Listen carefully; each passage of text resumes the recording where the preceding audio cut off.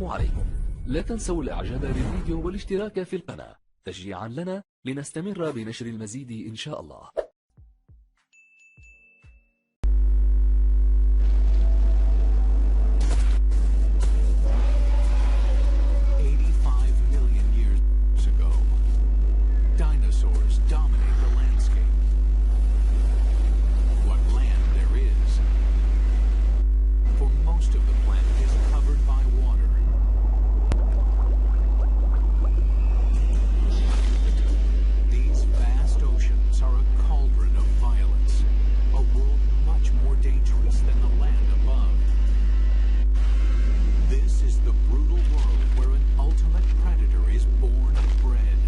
This mosasaur was the most dangerous creature in the most dangerous ocean ever. It's 45 feet long.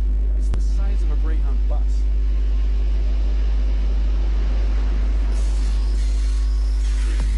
Now a monster is resurrected inside a laboratory. And its killing secrets revealed. This is a mosasaur.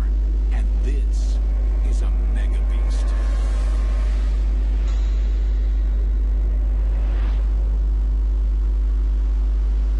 This is mosasaur country. At least it was.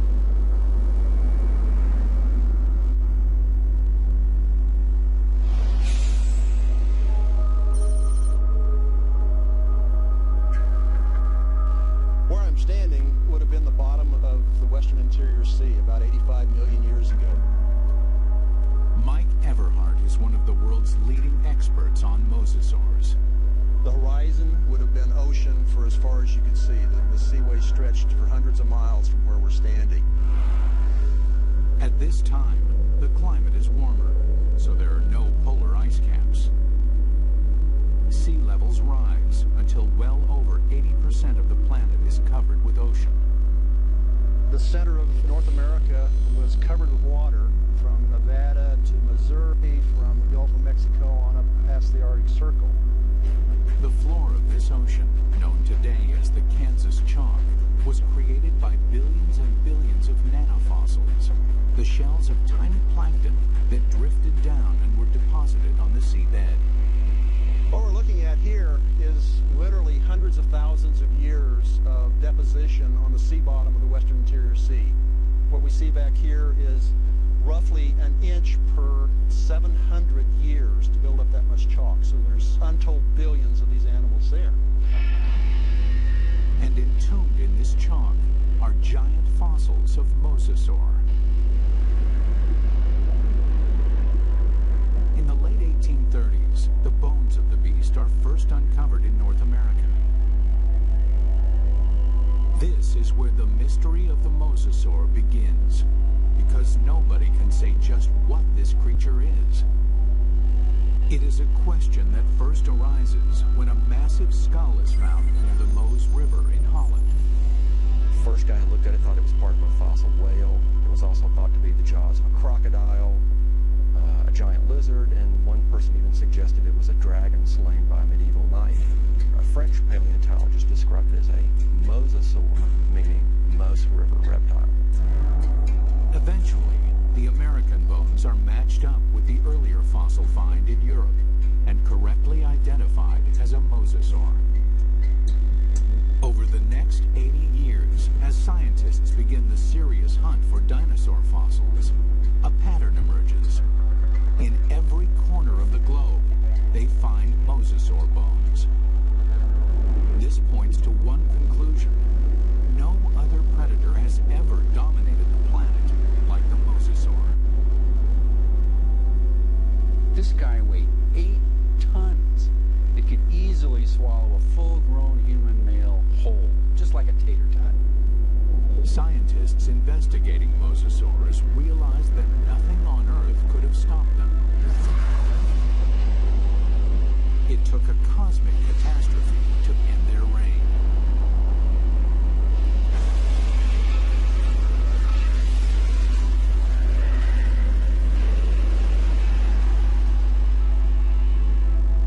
As scientists explore mosasaur evolution, Their investigation yields a startling revelation.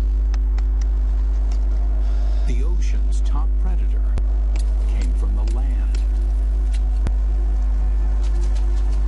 These sea monsters began their journey as tiny lizards at the mercy of giant dinosaurs. How they became colossal mosasaurs remains a mystery. Until 1989, when a fossil hunter named Van Turner finds a very unusual skeleton. Turner takes the fossil to Mike Polson, a paleontologist at Southern Methodist University. When Van came across the first pieces of Dallosaurus, he immediately recognized it as some sort of mosasaur. Named Dallosaurus after its discovery in Dallas, Texas, the bones were pieced together. Then, scientists connect the dots. Dallosaurus is an interim form, a missing link between mosasaurs and the tiny terrestrial lizards that are their ancestors. The lizards, dubbed Aegialosaurs, face a constant threat from the larger, fiercer dinosaurs. They flee to the ocean. 3 million years later, they evolve into Dallosaurus. Their toes evolve into webbed feet, so they can no longer function on land. In the span of 6 million years, they grow from a small 3-foot lizard into the giant 50-foot mosasaur. The mosasaur's development demonstrates that even in evolution, timing is everything. Warm temperatures and shallow seas create an abundant food chain in the ocean. This is a perfect environment for animals to take to the water. But these life-giving seas can quickly turn deadly, even for mosasaurs. The competition is everywhere.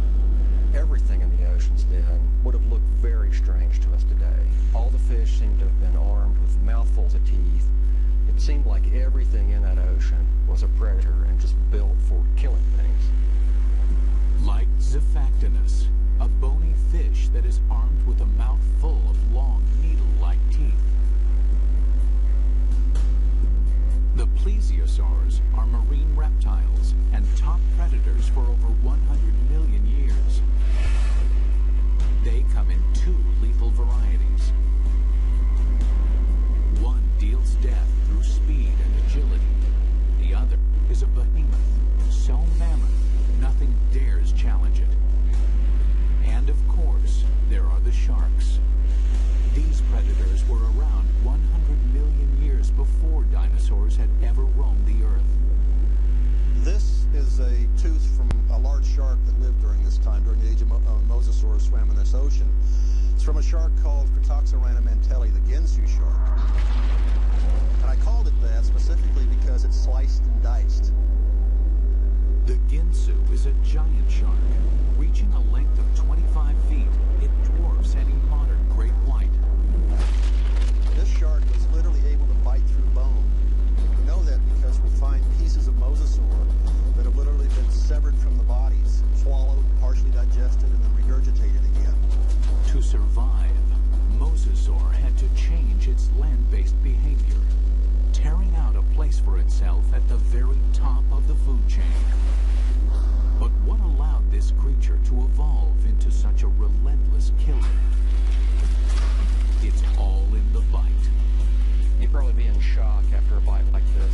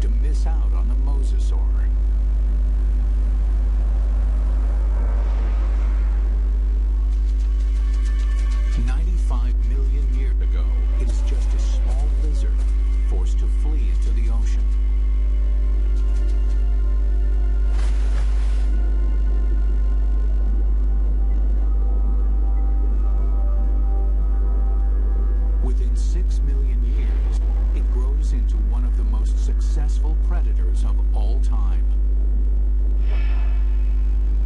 But what made the mosasaur such a monster killer? Millions of years of evolution created a perfect formula for the perfect killer. This is how you make an apex predator. First and foremost, breathing. Like whales, mosasaurs can spend long hours submerged in the sea, but they still have to come up for air. And then there's food. Fish are nutritious, but they're fast and slippery. To catch them, mosasaurs must develop the skills of an efficient hunter. Another part of the formula, hearing. In the water, sound location becomes a prime method for hunting. Mosasaurs modify their terrestrial ear into a super amplification system that makes sounds 38 times louder. In his studies of the mosasaur, paleontologist Dr. James Lamb has been able to reconstruct the creature's hearing mechanism. This little piece fits in this pit, moves back and forth. And this piece fits here, and a small movement. And this first piece creates a large movement in this one. So it's a system that's finely tuned for conducting sound through water. Even though sound can lead them to the prey, it's difficult to detect a target if it's in murky water. Here, mosasaur would have the advantage by using the keen sense of smell inherited from its land-based ancestors. A mosasaur like this would have had a tongue that would function exactly like a monitor lizard's tongue. The reason why the tongue is forked is so that the animal can smell in two different directions at the same time. This is smelling in stereo. One more addition to our killing formula. Sonar. The last piece in the puzzle is this set of nerves that run down the side of the upper jaw, and especially are concentrated here in the snout. And it's a system for detecting the pressure wave given off by the prey. Mosasaur uses this pressure wave sonar to hunt, much like modern killer whales use echolocation. All these adaptations mean mosasaur has a good chance of locating dinner, but they still have to catch it. And chasing down fast, elusive prey requires jet-like speed. So how does an 8-ton, 50-foot monster propel itself? This alligator has another piece of our formula, a massive tail. Along with crocodiles, gators have a long, flattened tail shape similar to mosasaurs.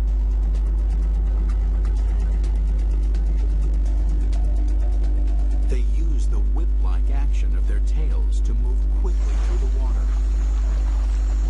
But one of the things you notice, first off, when you look at a mosasaur, is fully half the length is the tail. Mosasaurs retain their terrestrial lizard shape, except for the tail, which evolves from a round, snake-like shape into a wide, flat paddle. If you look at the vertebra on the tail, they have expanded bony struts top and bottom for the swimming organ that helps them swim. Using modern gators and crocs as a comparison, scientists estimate a mosasaur can reach a top speed of 30 miles an hour. Its whip-like tail is good for quick acceleration, but not sustained high-speed chases. Fish are built to swim fast and far. Mosasaurs won't win a marathon, so they have to strike quickly.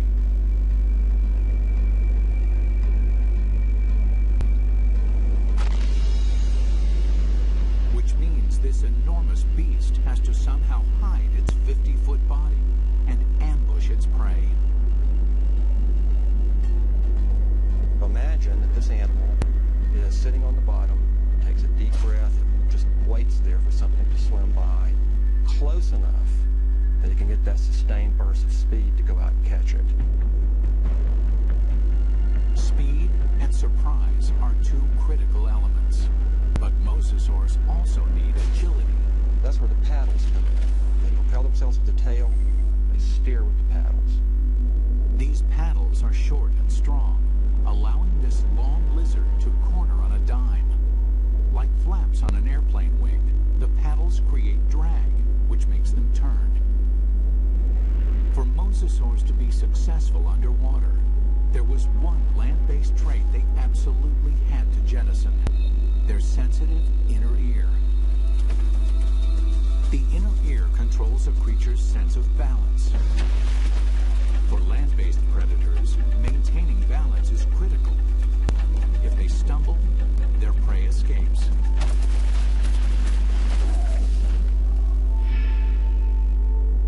But in water, animals move in every direction, like a gyroscope.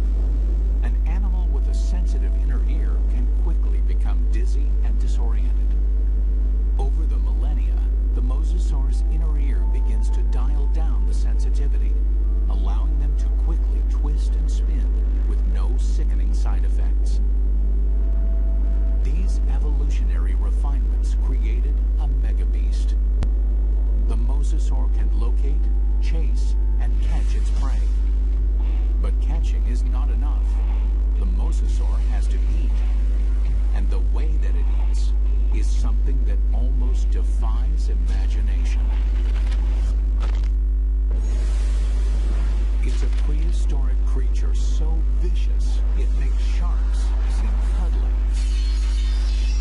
With jaws like steel, it's large enough to swallow a human in one bite. This underwater T-Rex is bred only to hunt and to kill. And across the oceans of planet Earth, this megabeast rules.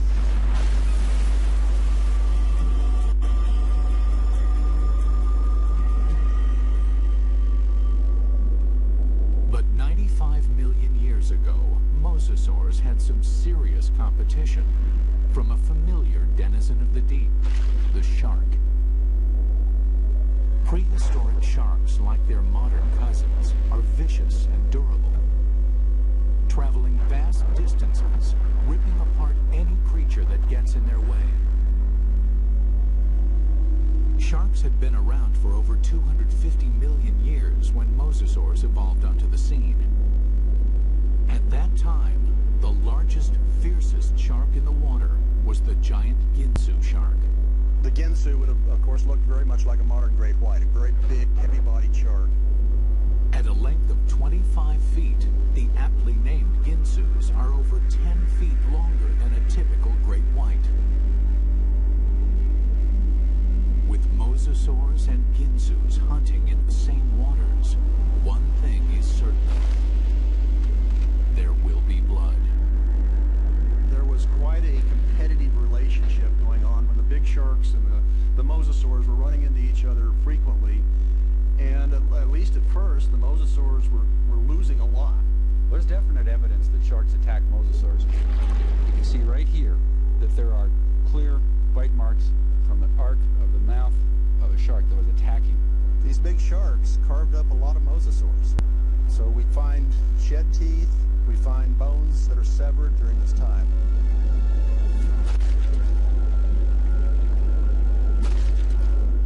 While an adult mosasaur can hold its own against a Ginsu, there are other mosasaurs. Mosasaur couldn't do any of that. So what they've done is to basically make a toothed conveyor belt to help sort of tractor the prey down its throat. You can look at mosasaur skulls, and you can look at modern analogs that have a skull that works in a broadly analogous way. But sometimes building a model tells you something you just can't find out any other way.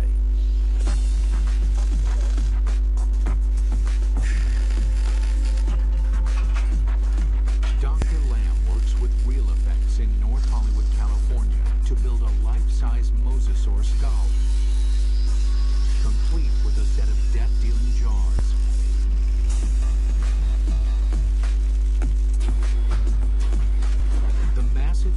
jaws are powered by pneumatics instead of muscles and ligaments. Never thought I'd see a steel mosasaur skull, but this is very cool looking. We've got 3 pneumatics, we've got 2 operators to run it, and we've reduced it to 3 basic motions. One set of pneumatics opens and closes the jaws.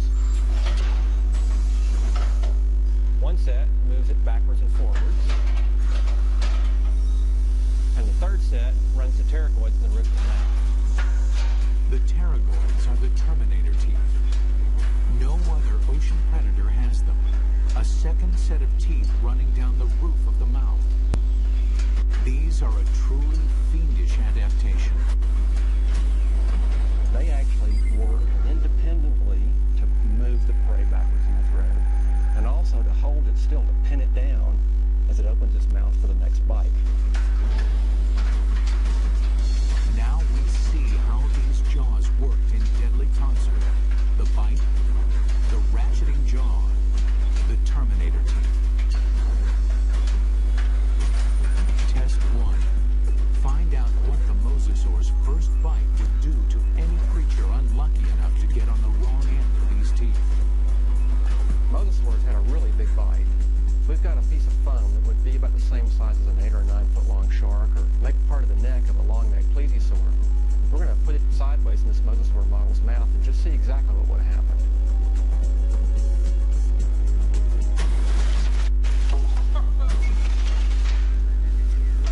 Well, that's going to leave a mark, isn't it? That's a broken neck. I'm pretty convinced that this thing would have probably killed something with the first bite. First time it bit down and ratcheted back like that, the thing's neck is broken. Test 2. Measure the capacity of its bite. Very simply, when our metal mosasaur chomps, how much ersatz meat goes into its mouth. We've got this piece of foam with 4-inch squares painted on it. We're going to feed it to this mosasaur and see how much with each bite this thing would have dragged its prey down its throat.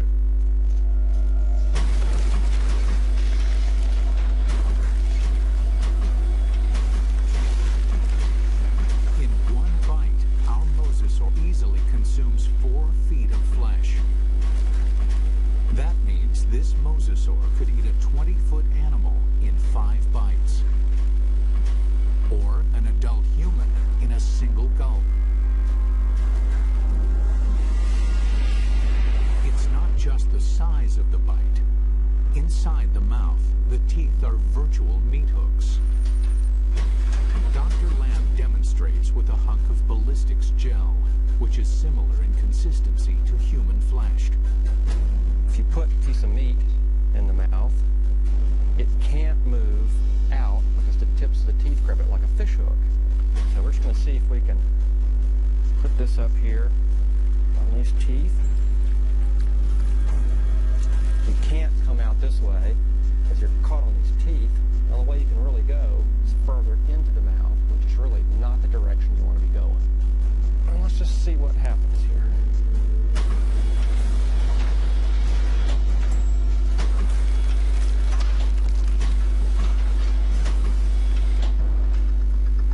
Well, I don't think there's any doubt you wouldn't want to be a swimmer in the late Cretaceous ocean. You can actually see tooth marks where it just cut right through about 10 pounds of flesh like it was just butter. That would be nasty. The only good thing about this is that you'd probably be in shock after a bite like this. Maybe you wouldn't feel the rest of it. Final test. How the jaws perform eating simulated live prey. The first fish is immediately trapped on the barb-like teeth. And the rest? Well, straight down the old mosasaur hatch.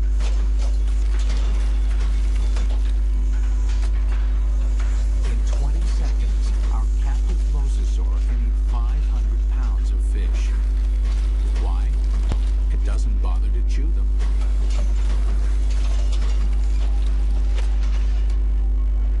There's a rapidly vanishing cloud of red and a few scales, and that's all that's left of it. For dessert, they test an item that mosasaur never had the opportunity to eat.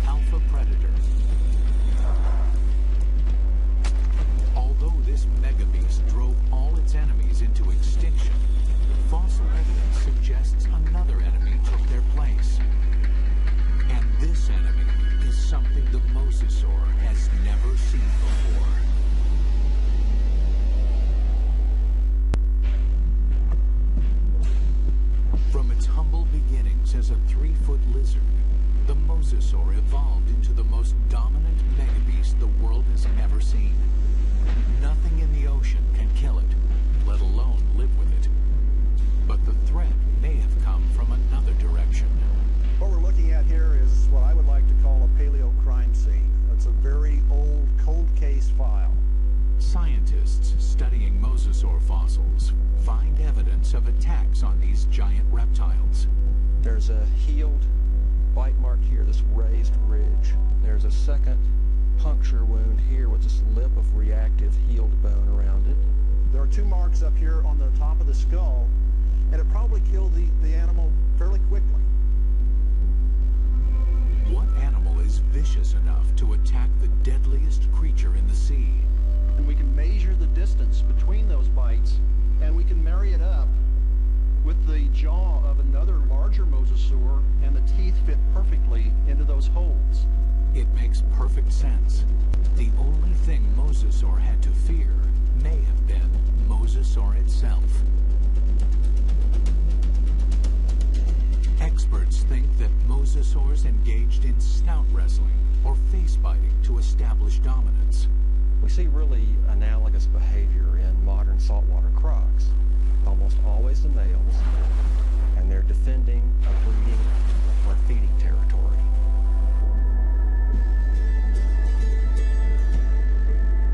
A mosasaur battle unfolds like a bizarre undersea ballet.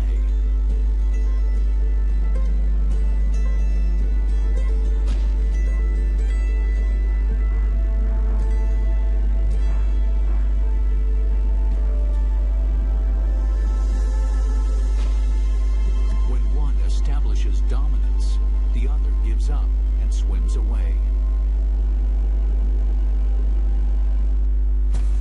This type of competition is common animal behavior. But scientists uncover something shocking in this particular set of fossils. Evidence that suggests not simple predation, but something close to murder. We've got the fossil evidence that shows that mosasaurs killed other mosasaurs, and they didn't eat them. I mean, it wasn't for food. By looking at the damage on the skull, Everhart believes that this wrestling match turned deadly. The fossil evidence shows the dominant mosasaur clamps down on his opponent's skull. And as the skull of the mosasaur rolled to the side, these teeth pulled out and left these big drag marks across the bone, very deep wounds.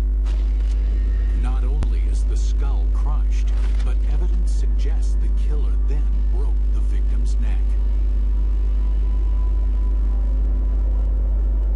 We found the neck laying off like this at a 45-degree angle to the skull, indicating that it's probably broken right up here next to the brain case.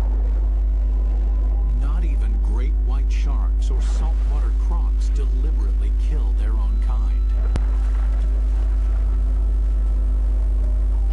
They killed, kind of like humans, they killed for other reasons than for food. And mosasaurs were different in that regard. We don't see that in very many other animal groups. Still, scientists believe this gladiator-like behavior would not have caused the mosasaur to go extinct. In point of fact, they seem to thrive on violence. 70 million years ago, with no other competition in sight, mosasaurs continued to evolve, becoming even more diverse. There's well over 50 species of mosasaurs. They began moving from the ocean into freshwater, seeking prey in swamps, estuaries, and rivers. Nothing on Earth could have stopped these megabeasts. Nothing on Earth, that is. It took a 6-mile-wide chunk of rock that slammed into the Earth 65 million years ago to end the reign of the mosasaur. We're talking about something that released as much energy as every nuclear weapon on the planet, times 1,000, set off all at once. The magnitude of this blast causes a shockwave of earthquakes and volcanoes. Mega tsunamis race across the oceans. A cloud of superheated dust and molten rain fills the atmosphere, blocking out almost all of the sunlight. This devastates the food chain. 75% of the species on Earth are wiped out. With its food supply drastically reduced, the mosasaur is doomed. This cataclysmic event paved the way for the development of mammals and eventually humans. But what if the comet had missed mosasaurs had been allowed to thrive, how different would our world be? We wouldn't have any whales, or dolphins, or porpoises, or seals, or sea lions. The oceans and all its fish would belong to the mosasaurs. Bring her down. Fishermen would find very little to catch, if indeed there were humans on the planet at all. These would be very ferocious,